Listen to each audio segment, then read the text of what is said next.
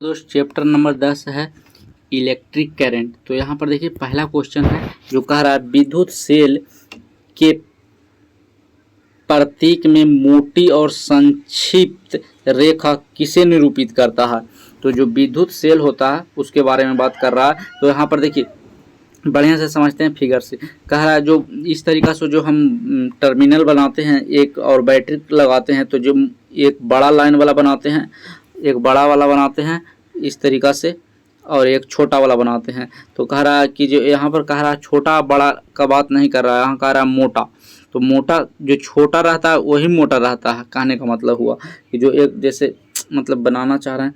यहाँ पर देखो बॉल लग गया इस तरीक़ा से, और यहाँ एक बैटरी लगाते हैं सेल जिसको कहते हैं, तो एक मोटा बनाया जाता है और छोटा रहता है, याद रखना, और एक बड़ा बनाया जाता है। तो ये जो मोटा वाला होता है छोटा, जो जिसका नाम क्या जो पूछ रहा, तो ये ऋणात्मक टर्मिनल होता है, और ये होता है पॉजिटिव सिरा, और ये होता है ऋणात्मक सिरा, उसको ऋणात्मक टर्मिनल कहते हैं इंग्लिश में तो निगेटिव बोलेगा। अब देखिए नेक्स्ट क्वेश्चन है जो सेकंड नंबर कह रहा है कि एक विद्युत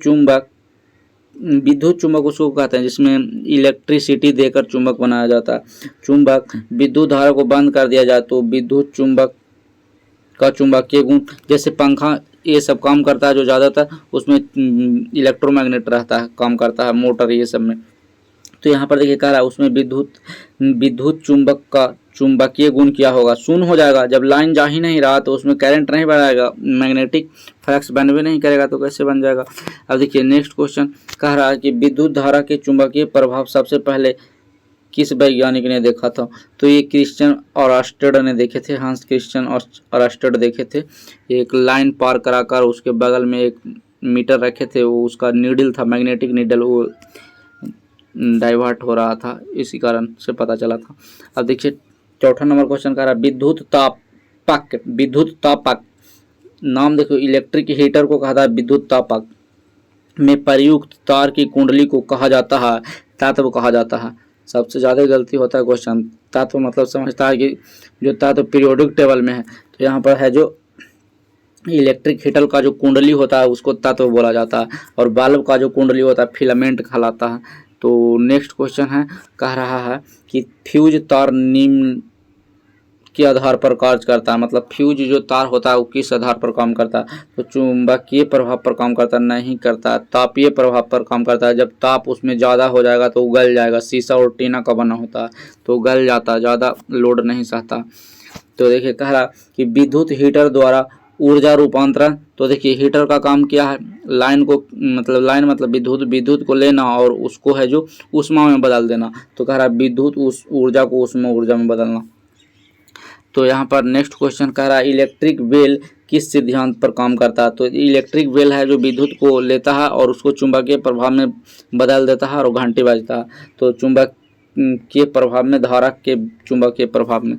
अब देखिए यहाँ पर नेक्स्ट क्वेश्चन कह रहा आधुनिक घरों में विद्युतीय खराब के दौरान होने वाले क्षति को रोकने वाला प्राथमिक सुरक्षा तंत्र किया है। तो देखिए जब लाइन है जो पोल पर से जाता है घर में, तो घर में डायरेक्ट जाता है, वहाँ पर एक मिनिएचर सर्किट ब्रेकर लगाया जाता है, एमसीबी बोलते हैं। ये तो अब बहुत तरह का आ गया है, लेकिन ये जो मिनिएचर सर्किट ब्रेकर है जो अपने से कहीं भी शॉर्ट सर्किट होता है तो ये गिर जाता है, लाइन नहीं जाने देता अंदर। तो ये सुरक्षा एक तरह से प्राप्त करता है घर का। तो इसका सही आंसर हो जाएगा मिनिएचर सर्किट ब्रेकर, एमसीबी जिसको कहते हैं। अब देखिए 9 नंबर क्वेश्चन कह रहा जब दो या दो से अधिक सेल विपरीत टर्मिनल द्वारा एक दूसरे से जोड़ा जाता है तो इसे कहा जाता है, तो क्या कहा जाता है, बैटरी कहा जाता है। जैसे टॉर्च ये सब पहले वाला जो टॉर्च आता था 2-2 3-3 सेल उसमें अटता था, तो ये इस तरीक़ा से जो उसको में बैटरी का लगा हुआ रहता था, और एक तरह प्लेन रहता था, एक तरह से इसे थोड़ा सा निकला हुआ रहता था, और फिर प्लेन वाला है जो इस तरीक़ा से सटा कर फिर ऊपर है इस तरह का।